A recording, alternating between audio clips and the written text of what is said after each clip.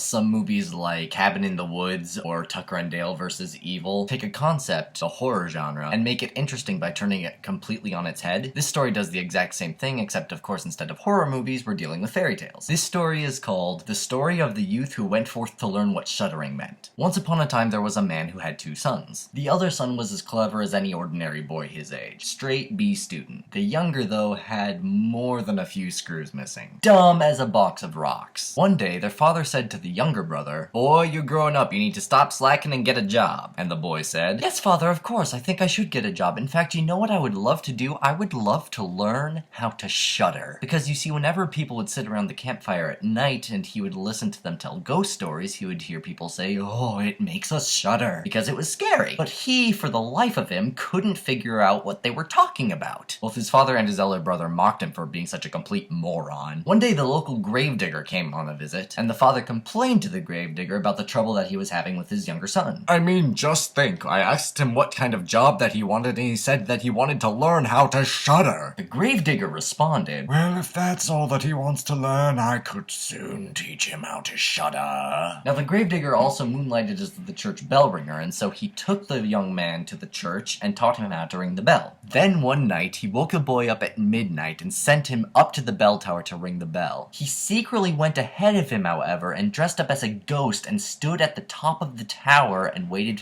for him to arrive. As soon as the boy Blunder got to the top of the tower, however, he saw the figure in white standing there, silent and motionless, asked him who he was. The ghost didn't respond. He asked him 3 times who he was and why he was there, because in this story everything happens in threes. Finally, the boy got so irritated that he pushed the gravedigger down the stairs, went up to the bell, rang it, went back down, and back to sleep. The next morning, when the gravedigger was discovered lying at the bottom of the tower with a broken leg, his father accused him of being possessed and kicked him out of the house. As he walked along the highway, the boy continually muttered to himself, "If I could only shudder. If I could only shudder." He passed a man who heard him muttering to himself, and as they went along, they came across a gallows with 7 hanged men hanging on it. The man told him that if he stayed under the gallows all night, he would soon learn how to shudder. So the boy went under the gallows and built a fire and waited till nightfall. When night came, he looked up at the hanged men and saw the wind blowing them about like puppets on strings. And he thought to himself, "If I'm cold and need a fire, then they must be freezing hanging up there." So out of pity, he climbed up and cut them all down and huddled them around the fire. He pushed them so close, however, that they caught fire, and he was angered so much by their carelessness that he hung them all back up on the gallows again. The next morning he went on his way and came across a wagoner who also heard him muttering to himself, and he told the boy that when they reached the next city that he should go and see the king and ask about the local haunted castle. The boy did exactly this, and the king told him that very near to that place there was a haunted castle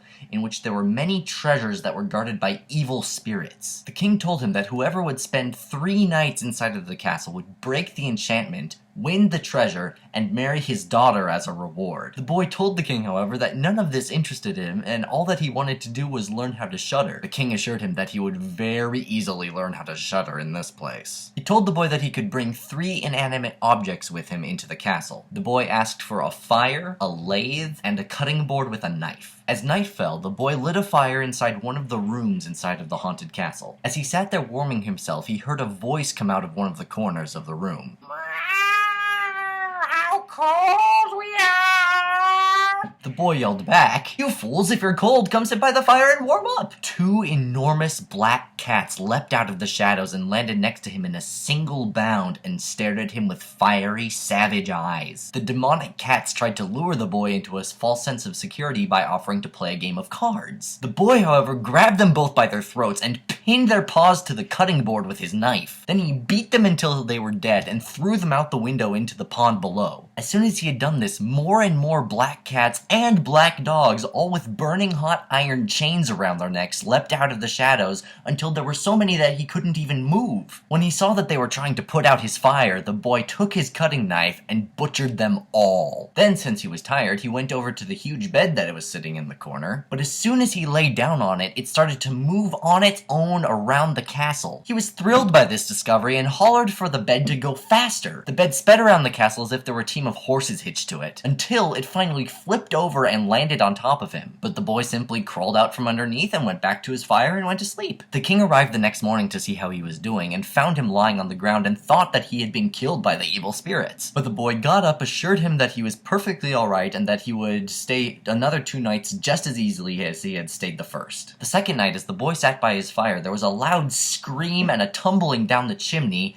and a half of a man landed in the ashes. Rather than being disgusted and terrified, he looked around for the other half of the man, whereupon the other half also fell down the chimney, and when the boy went to stoke the fire, he turned around and found that the 2 halves had knitted themselves together into one ugly fella. More and more animated corpses fell down the chimney and brought with them severed legs and human skulls, which they set up and started bowling with. The boy joined in the game after rounding off the skulls with his lathe, but at the stroke of midnight, everything vanished. So he lay down and went back to sleep. The next morning, the king again visited him and asked if he had learned how to shudder, to which the boy replied that he had not and despaired of ever learning how to shudder because nobody would just tell him how to do it. The third and final night that he was to stay in the haunted castle, he was sitting by his fire in his room as usual when 6 tall men came in carrying a coffin. The boy immediately assumed that they were carrying his cousin who had died not a few days ago, went to the coffin, opened it up, pulled the dead man inside out of the coffin and laid him by the fire to warm him up. Slowly the corpse came to life, then turned on the boy and tried to strangle him. Angered at his ungratefulness, the boy dragged him back to the coffin, put him inside and shut the lid, whereupon the men picked him up and carried him out of the room. The boy sat back down by his fire and cried out in despair, "I shall never learn how to shudder!" Suddenly a tall, old, horrible-looking man with a long white beard appeared in the room with them. This was the fiend whose evil magic was haunting the castle, and he said to the boy, "You shall soon learn how to shudder, for you shall die." The boy blew him off, however, saying that he was sure that he was stronger than the old man, so that the old man could not possibly kill him. Challenged by this, the old man led the boy through many hallways and passageways into the very heart of the castle where there was a smith's forge. He then took an axe and hammered an anvil into the ground with a single blow. The boy said that he was confident that he could do exactly the same. So he took the axe, went to the other anvil, and swung it just so that he caught the old man's long beard in the anvil where he split it. He then seized an iron bar and began beating the old man until he cried out for mercy. The boy released him, and then the old man led him to another room in the castle where he showed him 3 huge chests